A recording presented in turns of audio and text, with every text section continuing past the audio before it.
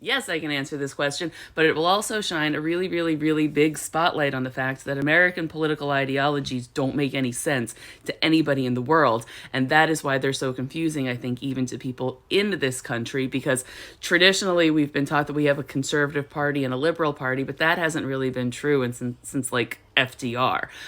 Progressivism is the idea that you put the human being at the forefront of your economic and your governmental policies, whereas liberalism or neoliberalism, which is sort of a revival of classical liberalism, like Adam Smith style capitalism, is like the idea of what we here in America consider conservatism. But what's considered conservatism, like classical conservatism, doesn't really exist in the United States. But we call the Republican Party our conservative party, and that's not really correct. There is a version of conservative liberalism that exists in America where they like those classical liberal economic thoughts and the more conservative political ideology. But American conservatism,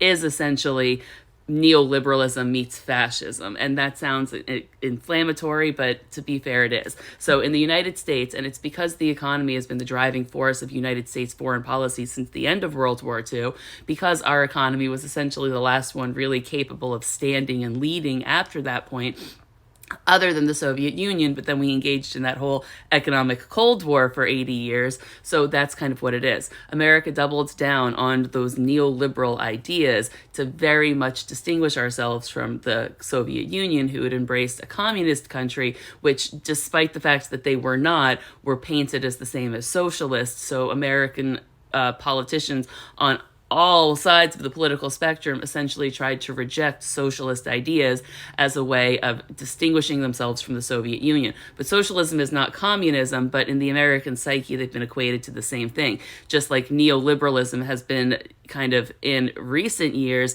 designated as something specific to the Democrats because Republicans are conservative, but that's not true.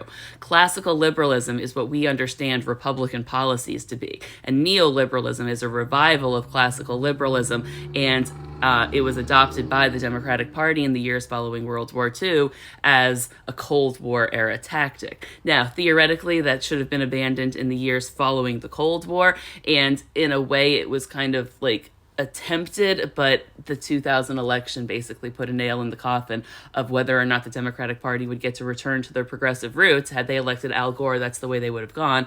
But the election of George W. Bush basically cemented for the Democrats that neoliberalism was the way to go, and here we are.